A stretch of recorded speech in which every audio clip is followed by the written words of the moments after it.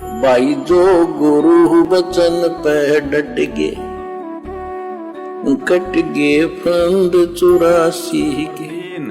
नबी मोहम्मद जी को कुरान ज्ञान देने वाला खुदा प्रत्यक्ष नहीं मिला। यानी हजरत मोहम्मद को जिसने कुरान शरीफ का ज्ञान दिया था वो उनको प्रत्यक्ष आके नहीं मिला।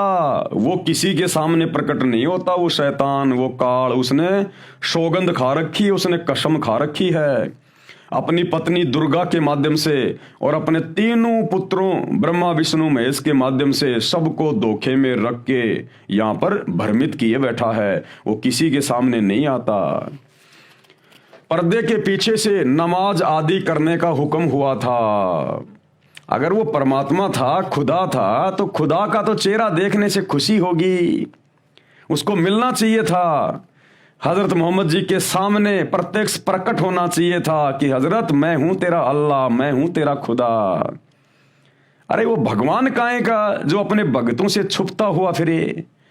वो अल्लाह कोई चोर है, कोई डकैत है, कोई कुकर्म कर रखा है क्या जो अपने भक्तों के सामने नहीं आता? अरे जो बाप अपने बच्चों के सामने नहीं आ रहा, इसका मतलब उसका मुंह काला है, यानी उसने कोई कुकर्म कर रखा है, उसको शर्म लग रही है, अपनी बेइज्जती का डर है, इसलिए वो अपने बच्चों के सामने नहीं आता। अन्यथा खुदा, हम सब का पिता, हम सब का बाप, जिसने हमको पैदा किया और वो हमारे सामने आने से डर रहा है, क्यों डरेगा वो? लेकिन मुसलमान भाई जिसे अपना अल्लाह मानते हैं, खुदा मानते हैं, वो शैतान है। जब आप सतगुरु रामपाल जी के द्वारा बताई गई सृष्टि रचना को पढ़ेंगे, यूट्यूब पर जाकर वीडियो देखेंगे, सृष्टि रचना संत रामपाल जी, तो ये शैतान, ये काल कौन है जिसे मुसलमान भाई अपना खुदा मानते हैं, अल्लाह मानते हैं, ये क्यों किसी के सामने नहीं आता? इसने क्या गलती कर रखी है उस परमेश्वर के दरबार में, जिस कारण से उस अल्लाह कबीर ने, ओरिजिनल गॉड ने इसको श्राप दे रखा है, जिस कारण से ये किसी के सामने नहीं आता। नबी मोहम्मद जी को कुरान ज्ञान देने वाला खुदा प्रत्यक्ष नहीं मिला। पर्दे के पीछे से नमाज आदि करने का हुक्म हुआ। नंबर 4, नबी मोहम्मद जी को डरा धमकाकर कुरान मजीद वाला ज्ञान नाजिल किया, यानी उतारा। नबी मोहम्मद वसल्लम ने बताया था कि मेरा गला घोंट घोंट कर जिब्राइल फरिश्ते ने कुरान ज्ञान पढ़ने के लिए विवश किया, क्योंकि हजरत मोहम्मद जी अशिक्षित थे, वो पढ़े लिखे नहीं थे, उनको अक्षर ज्ञान नहीं था, अनपढ़ थे। और वो कह रहे हैं कि मेरे ऊपर जिब्राइल नाम के फरिश्ते ने मुझे डरा धमका के, मेरा गला घोट घोट के, दबा दबा के और जबरदस्ती मेरे आत्मा में मेरा सीना चाक करके वो कुरान शरीफ की आयतें नाजिल की। अरे अल्लाह ऐसा करेगा क्या? अल्लाह अपने बच्चों को कभी दुख देगा, तकलीफ देगा क्या? अल्लाह इस प्रकार से मार मार के कुरान शरीफ पढ़ाएगा क्या अल्लाह? ये तो शैतान के काम है, काल के काम है। पिता कभी अपने बच्चों को दुख नहीं देता, दर्द नहीं देता।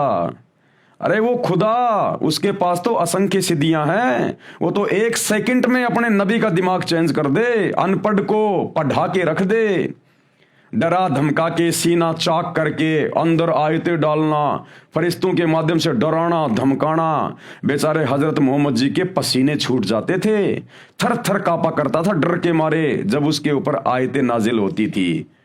तो वो ज्ञान ले रहा था, अज्ञान ले रहा था।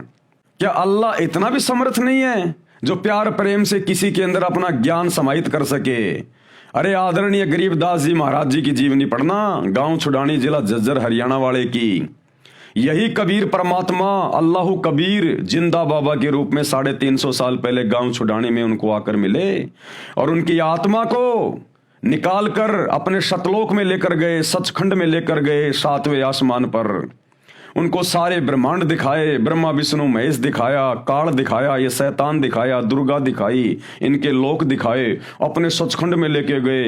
वहां का वो सुंदर शहर दिखाया, वो नगर दिखाया, वहां के सुख दिखाए, ठाट बाट दिखाए कि बच्चों तुम पहले यहाँ रहा करते थे, तुम सब नीचे जो काल के शैतान के जाल में फंसे हुए हो ना, तुम यहाँ मेरे पास में रहा करते थे। और गरीबदास जी का परमेश्वर ने ज्ञान योग खोल दिया, उनको डराया नहीं, उनको धमकाया नहीं, उनका सीना चाक नहीं किया, गरीबदास जी के पसीने नहीं आए, उनकी जीवनी पढ़ना।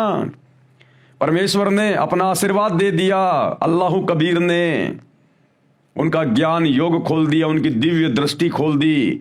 वो ज्ञान, वो घटनाएं लाखों साल करोड़ों साल पहले की और आगे की गरीबदास जी की आंखों के सामने यों की यों चित्रित हो रही हैं। और गरीबदास जी ने 24,000 वाणियों से युक्त और विश्व की सभी भाषाओं के शब्दों से युक्त अमर ग्रंथ सदग्रंथ साहिब की रचना की।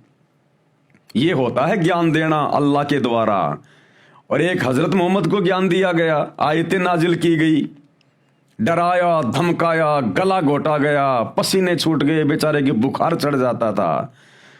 तो वो शैतान था, वो शैतान काल, अल्लाह नहीं था। जो गुरु बचन पे डट गे, कट गे फंद 84 के, कट गे फंद 84 के, कट गे फंद 84 के।